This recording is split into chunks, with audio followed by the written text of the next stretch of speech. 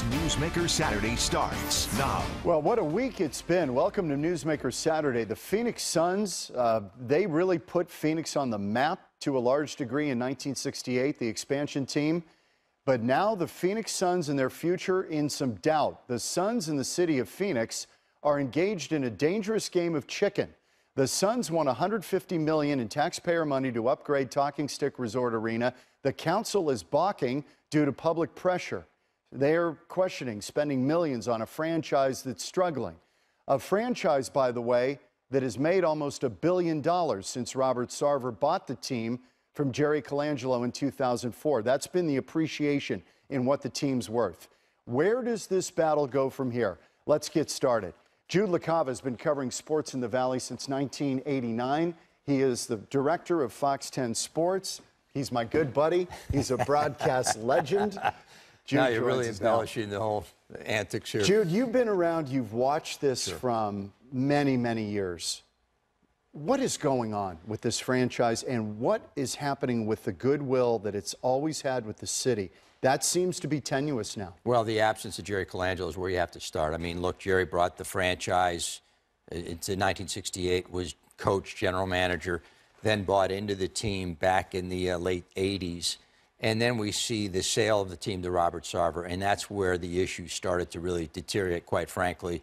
And now Robert Sarver wants to compete with other facilities around the NBA. Granted, it is an older arena, but he does not have the gravitas that Jerry had in terms of getting deals done. The team has struggled mightily on the court for the last 9 years, nary a playoff spot. So this is really an image issue combined with the trend now to say to taxpayers, look, we need some of your help. That is starting to really minimize across the country, especially in California. What's the reason for that, Jude? Why are fans now, it used to be when you and I got here to Fox 10 in the early 90s, the Suns were on a roll. The taxpayers seemed to want all of it. Cardinals, they had the Suns, but they were willing to build a new arena. They get the Diamondbacks, they get the Coyotes. We suddenly become a four-sport, major sport town. What's happened now? People aren't as gung-ho about this. Well, that was 25 years ago where you didn't have the pressing economic issues that you have now when it comes to city services, when it comes to education, when it comes to infrastructure. So the priorities have changed, and politicians now are being called out and saying, look, you're going to go to bat for a billionaire sports owner, whereas we don't have our pothole fixed down the street. So that priority has changed dramatically. Are other cities going through this? Absolutely. Okay. This is a nationwide issue. And look, there's also a bit of a trend going on when it comes to privately financed arenas. Golden State, the champions, are building a new arena, open up next year, privately funded. Stan Kroenke, the Rams' new facility development project, where they'll play eventually, privately funded. So there's like, hey, wait a minute, you guys are making a ton of money. It's $1 billion business now. Finance it yourself is the general attitude coming from the taxpayer. There's enough stress on the average family today. They're saying, time out. We're not going there anymore. Let's listen. This is Jason Rowley, the Suns president, who was put out there in a media scrum. It was kind of an interesting dynamic outside of the city council when the council decided to scrap the vote on this whole issue because they didn't have the votes to approve it. Let's listen to Rowley, what he says about the future of the Suns here, the arena, all of it. To me, what's important to focus on is it's not just the Suns. It is what this arena provides to this community. We do about 135 to 140 ticketed events and another 200 plus non-ticketed events. Those are community events. Those are events where the Boys and Girls Club comes in, St. Vincent de Paul. All these community partners get to utilize that building for their own uses as well. Of those 135 or 40 ticketed events, it's not just Suns games. It's Mercury games. It's Rattlers games. It's concerts that really are for a wide variety of different tastes and preferences. So those are pieces that have nothing to do with the Suns. They have to do with what do you want in this community? Do you want a city that's world-class and has world-class amenities and is competitive with the other cities out there that are doing the exact same thing that we're trying to build here? Or do we want to fall backwards? I think that the good answer and the smart answer is that, and the well-educated answer is that the investment that we all should be willing to make in this arena is an investment in the city of Phoenix going forward. What's your take on that? I get that. It makes a lot of sense. However, it's how you go about the business of financing it. Okay, in other words, look, let's go back to '92. Jerry Colangelo understood sports facilities could be the hub of downtown revitalization. You remember it. I mean, look, let's face it. There wasn't a lot going on in downtown Phoenix. You can get a sandwich on a Sunday night, right? Now, with America West, then America West, and, of course, Bank One Ballpark, they created a hub of action. You see ASU moving downtown, businesses, restaurants. We finally had a real downtown over the last 25 years, thanks in part to America West Arena. But here's the issue. All bets are off today on how you're going to finance it, unless they come up with a creative way. Let's talk about some of the ideas very briefly. How about the car rental tax? When you look at it and you say, hey, yeah, that's right, the tourists will come to town, they'll rent the cars, we'll borrow on that money to partially finance. The other part of this thing that I think is interesting is the multi-purpose approach. Why not, if Staples Centers has the Kings, the Lakers, and the Clippers, why can't we do the same thing and do a 2-for-1 with the Coyotes and the Suns? Now, I know the lease. That seems to make sense. It makes sense, but the lease is structured that Robert Sarver inherited that lease. He has control. He doesn't necessarily have to go there. But when will a political leader say, what's best for Phoenix? Let's keep the Coyotes here long-term. Let's keep the Suns here long-term. And let's look at a multi-purpose facility. What if Robert Sarver said that, and then suddenly he could be the guy riding in on the white horse, the savior? His image has been absolutely battered and beaten, and quite frankly, rightfully so. He's not earned it. The product on the court is horrible. He needs to hit a home run ball, and he needs to try to collaborate here with the city of Phoenix to create a really creative idea with minimal effort on the taxpayer. Forget about leaning on the taxpayer. Let's play a little bit of my interview with Robert Sarver. This is from 3 years ago. During this interview, Robert Sarver assured me that he was going to get a brand new arena. And in this interview, he talks about why he doesn't think fixing it up is the right thing to do. Take a listen. It's possible to retool it, but it would be a very poor investment for the community, because in some ways it's like an old house. You start with a footprint that's just too small everywhere you look. Bathrooms are too small, kitchens are too small, places you need bigger aren't big enough. You don't have enough storage. Does it really make sense to put $250 million into redoing a facility that just won't be right when you're done? Or would you rather spend $450 or $500 million and have a brand new one that can really take you for the next 30 years? Well, that's off the table, because we're now talking renovation, which is exactly what he said he didn't want to do. That's right. And the site was just east of the convention center. So that was the initial plan. Now they're falling back to build a new one. Yes. And listen, in the lease, there's an obligation. If America West Arena, now Talking Stick Arena, is determined obsolete. Who determines that? And what's the criteria? Well, that's an interesting perspective here. He wants up-to-date practice facilities. He's willing to spend on some of that, but it's really a determination compared to other NBA arenas. The latest Wi-Fi, the latest fan experience that really allows a person to say, I'm buying a season ticket. The problem there, though, John, is that he does not have the gravitas that Jerry Colangelo once had, the deal-making, I think, skills to really relationships? The relationships. It's been a rough tenure for Robert Sarver, and I'm trying to be diplomatic here. Right now, they have to figure out a way to maybe add more money in the pot with the city of Phoenix, maybe bring the Coyotes in, and then just a minimal amount of maybe a innocuous bond issue for $35–40 million. So there is some stakeholder connection and public buy-in on this thing. I don't have a problem with that as long as it's in the extreme minority. Jude, how much of this is dictated by the faltering Suns? 9 years without a playoff berth. Is that driving a lot of this? It really is, because you have an image of winners. Let's take Golden State. By the way, they're financing at $1 billion. They're open up next year. And then the perception of a floundering team that can't even find its way to the postseason. And many of the changes, the firings of 6 coaches in 9 years, all the front office changes. So they see, fans are aware, they're smart. They see the ineptitude, they see the incompetence, and they're saying, I'm going to get behind that movement. Give me a product I'm proud of as a Suns fan. This was the franchise in town from '68 on, and it's faltered miserably. Do you think that there is a really serious chance that Sarver would move this team? I don't think it's going to happen, and I'll tell you why. I think Commissioner Adam Silver loves this marketplace, the tradition of what Jerry Colangelo established, and I think here's the other part of it. The Board of Governors will not allow this franchise to move. I think it was a veiled threat, a leverage move by Robert Sarver. And you believe that threat actually happened? Because I've been told that. The Suns are denying that there was ever talk about Seattle or what was the other city? Las Vegas.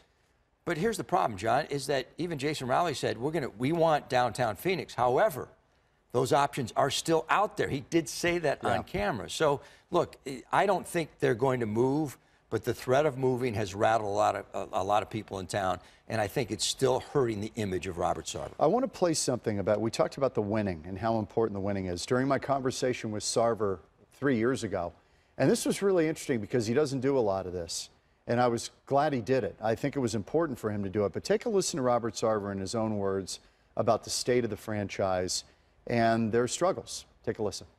It's really more of a kind of a community asset, and so for the period of time I own it, I'm the custodian for it. And even though, you know, maybe I own it, in reality it kind of belongs to the community. What was the learning curve like?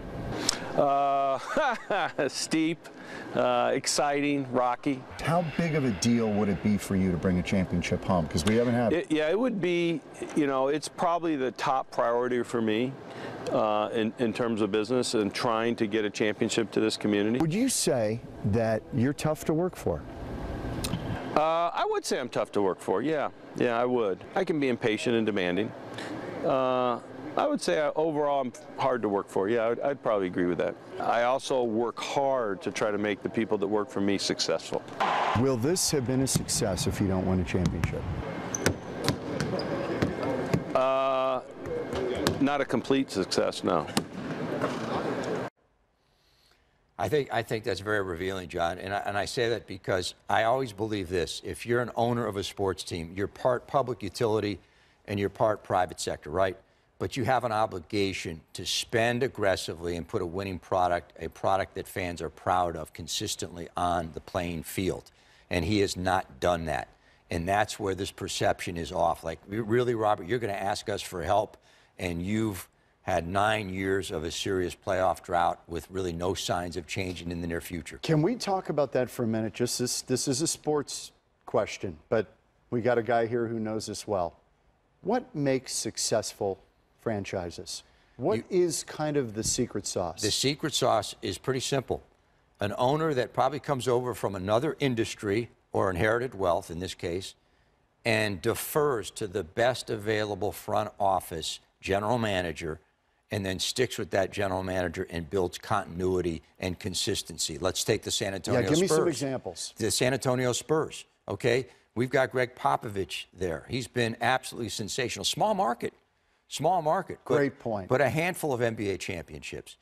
Let's take the New England Patriots. Again, not a humongous market, but we look at Bob Kraft and Bill Belichick. Get the best possible people and then get out of their way. Stay out of their way and allow them to do their job. Vetting and getting the best front office and management, consistent and continuity with the coaching staff. That wins. Would that be the Suns circa 1968 to 2004? I mean, my goodness, John McLeod was there forever. You know, look, when you look at the Cotton Fitzsimmons revived the franchise, Jerry Colangelo had his hand in this thing really up until the last 9 years. And even with the Amari Stoudemire, Steve Nash era, the last time they were really, really good, that was Jerry's decision-making that brought those players to town. So we've yet to really see Robert Sarver do anything significantly. Granted, we've got Ayton and Devin Booker. This has really been a problem perception-wise for this franchise. I want to show some video at Chase Field for a moment because we are in the throes of a couple of franchises now that are making noises, some saber rattling about maybe up and leaving. Can we talk about this as well? Yes, and I think that this is really my biggest concern, believe it or not, is the Diamondbacks leaving downtown. I don't see how they're going to take this kind of acreage and duplicate it downtown. That's where I think Talking Stick, Gila River could be players. The Indian Reservation could through TIF financing, could very well become the outlet for the Arizona Diamondbacks. Move it to Scottsdale? Very much so. I've already heard some site selection has been looked at on McKellips Road. Wow. In the northern part of the Scottsdale area. So we shall see. But there's a lot in play. The Coyotes need a long-term home. Hasn't worked in Glendale. The Suns are on the bubble here. Are they really going to get this deal done, renovation? And then the Diamondbacks. So I don't think there's a market in the entire country that has all of these balls in the air right now. By the way, I fully believe that after the smoke clears with these three franchises, we're going to start hearing noises about what the Cardinals are going to do next. That's coming. It's not that far away. I mean, you're probably looking at 10, 15 years away, only because they're, 12 years into it. Yep. But can you go 30 years now? The life of these stadiums now. Hey, listen, I grew up in shrinking. Cleveland Municipal Stadium was there right. up until and 19. And look, everybody wants a better mousetrap, a better facility, the latest state-of-the-art draw free agents, but there has to be some basic, grounding here when it comes to how much is too much and how much is over the top and how much is leaning on taxpayers. And I'm in that minority saying, as a sports guy, enough is enough. One more thing. Do you believe television and the experience now at home with 4K, soon to be 6K, maybe surround completely with goggles on, that the drive to go to a stadium and park and not drink because you might get a DUI, all of that? Absolutely. It's killing this stuff. There was a movie many years ago called Rollerball, right? It's a studio type of competition, okay? But if you look at it, $400, $500, $600 to go to an NFL game for a family of four. Parking, the hassle, getting in, getting out, traffic. That's what happens. Okay, Jude LaCava, always, I love working with you, man. It's been fun. You know that. One of my good friends. He's a great guy. We're back on Newsmaker Saturday in a moment with Jerry Willis from the Fox Business Channel. What's going on with the markets as we wind up 2018? Back in a moment.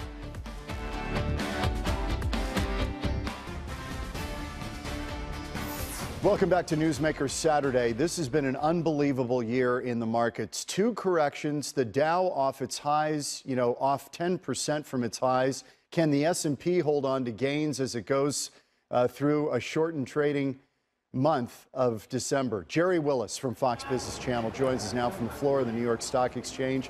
Great to see you, Jerry. What a strange year this has been. It looked like we were rocking and rolling, and then we really hit a rough spot. Yeah, it's been up and down a lot. In the past 2 weeks, it's been up 500 points one day, down 500 points the next. Lots and lots of volatility. And, when the market's going up, they don't call it volatility. But we did have a long period of time where the markets went nowhere but up. Not seeing that now. It's a real mix. And even though, the markets this week, like on Friday, we saw the Dow up 70, the S&P flattish. That would seem to say, hey, not much is going on. In reality, beneath the surface, there is a lot of going on. As traders start to think about this China trade, what's going on with that, they're trying to figure it out. You can just see traders, and I'm on the floor of the New York Stock Exchange, so I talk to these guys every single day. So much going on beneath the surface. John?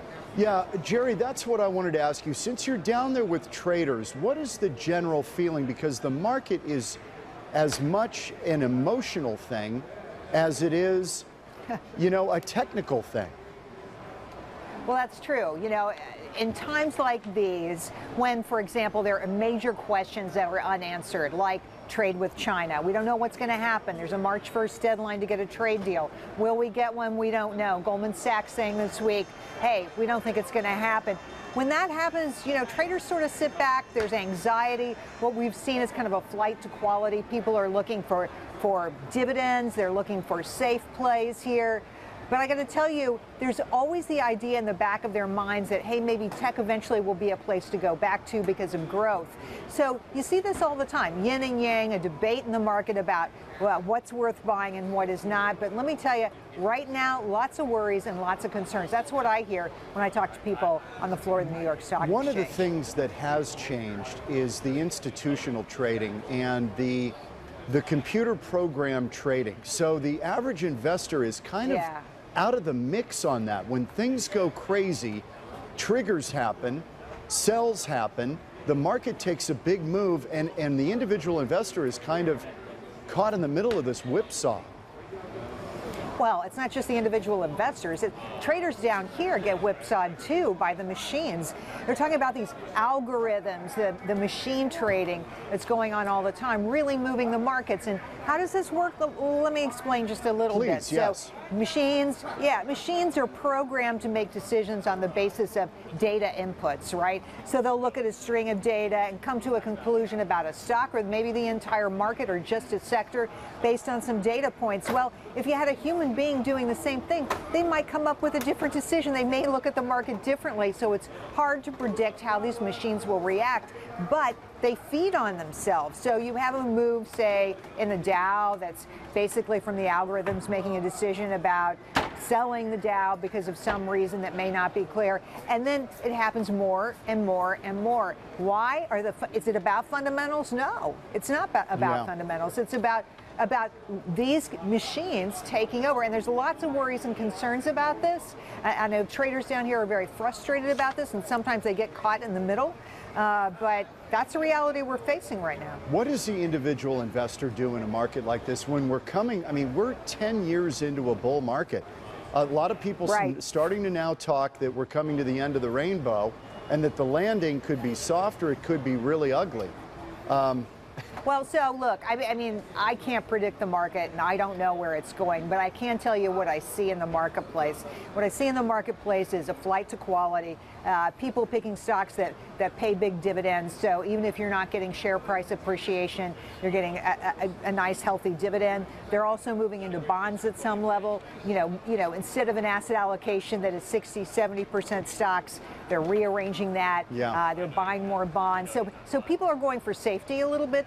But let me tell you, January could come and everybody could decide the opposite. Just wanted to let you know that, you know, these decisions, this sentiment, you know, the gut feeling that people down here have can change and does change all the time. The president has been kind of blaming the Fed for roiling the market, that the interest rate moves he thinks has kind of hurt the momentum of the market that was really rolling with the tax cuts. Do you buy that? And do you think the Fed is listening? Because it sounds like they may not just automatically raise rates as they'd been talking earlier, that they're going to take it case by case and see where we're at. Well, you know, it's interesting. The Fed is often a target of the White House when things aren't going well. Yeah. But in this case, I've got to tell you, a lot of people down here on the floor of the exchange agree that, you know, the Fed is too amped up, that, you know, they had 4 or 5 rate increases they were planning for next year, and a lot of people down here thought that was too much, especially when you consider that the Fed is removing stimulus in the economy right now. So all of that is having a big effect on what they call liquidity, the ability of people to buy and sell stocks and bonds, and that's a negative. So the fact that the Fed is having sort of a negative effect on this part of the economy, the trading of stocks and bonds, is not a bit, you know, a small thing. It's a big thing. And I think, you know, the Fed forced to listen to the president. They're making decisions, though, on their own fundamentals and what they see in the marketplace. And they are slowing down. And I got to tell you, look, your average viewer, that's good news because they probably have debt. That means the cost of their debt is going down. And if you have a 401k and you're thinking about what do I do now, really it's all about your asset allocation and your age and your goals. You should screen out the noise of the day-to-day market moves and make your decision on the basis of when do you want to retire, what is the goal for the money that you have invested, how soon do you need that money. That's how you make the decision of how to invest. You know, and Warren Buffett talks about when everybody's scared, buy on the dips if you can do it. I mean, it takes some nerve to do it. But when the market is plummeting at times, it's the exact time to buy and get in. Well, you know, I just want to say we've seen people sell rallies over the last couple of weeks, which is just the opposite of what you're talking about. I think if you're going to buy here and be brave and go out and find things you like, make sure that it's not an expensive stock. Make sure it's something you want to hold on to for a long time. You know, market timing, very difficult game to play for individuals because it's easy to lose focus on your stock portfolio. So I'd advise only buying those things that you absolutely love and have to have, and making sure it's not super expensive. And dollar cost average it. Do it over time, and then you kind of avoid those. I love that. Yeah, I love it too. Well, we love you, Jerry Willis. It's great to see you on the floor, and we appreciate your time. I know you've got a busy day, and to make time for us here in Phoenix, we sure appreciate it. John, thank you. Okay, Jerry Willis on the floor of the exchange. We're back in a minute on Newsmaker Saturday.